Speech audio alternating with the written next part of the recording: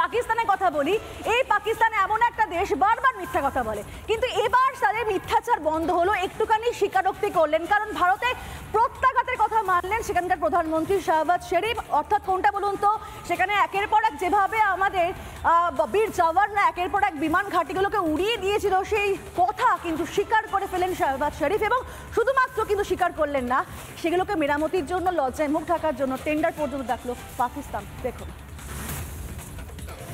9 और 10 की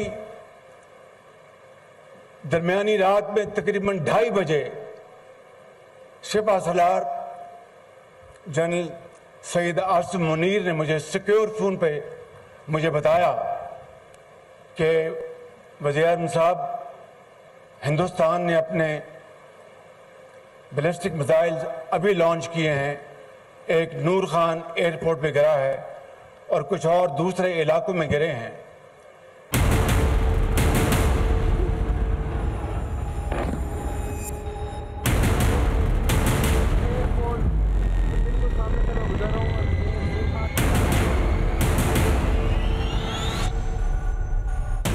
পহেলগাঁও হামলার বদলা নিতে অপারেশন সিঁদুর। প্রথমে সন্ত্রাসীদের ঘাঁটি ধ্বংস, তারপর সন্ত্রাসবাদীদের মদতদাতা পাকিস্তানের ভিতরে ঢুকে ভারতের বীর সেনার প্রত্যাঘাত, গুঁড়িয়ে যায় পাক বায়ুসেনার 7টি ঘাঁটি।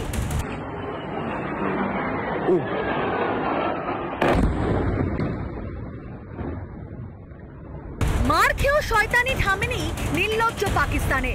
সংঘর্ষ বিরতি লঙ্ঘন করেছে বহুবার। সীমান্তে পাক হামলায় মৃত্যু হয়েছে ভারতের নিরীহ নাগরিকের। অনেক লুকোচুরির পর অবশেষে ঝুলি থেকে বেরিয়েই পড়লো বিড়ালটা।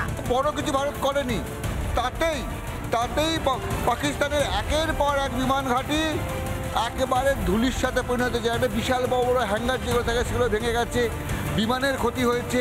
পাকিস্তান যেগুলো নিয়ে লম্পচম্প করে বেড়ায়, ভয় দেখায়, চোখ লাল লাল করে, সেই সব ধ্বংস হয়ে গেছে পাকিস্তানের।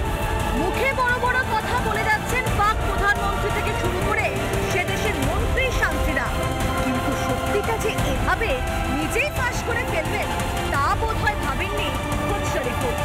ধ্বংস হয়ে যাওয়া 7টি বিমান ঘাঁটির মধ্যে 5টি মেরামতির জন্য টেন্ডার ডেকেছে পাক বায়ুসেনা। রিপাবলিক বাংলা। নানা ধরনের কন্টেন্ট দেখার জন্য লাইক করুন, শেয়ার করুন আমাদের ফেসবুক পেজ, সাবস্ক্রাইব করুন আমাদের ইউটিউব চ্যানেল। পাশাপাশি অন্যান্য ব্রেকিং নিউজের জন্য অবশ্যই চোখ রাখুন রিপাবলিক বাংলায়।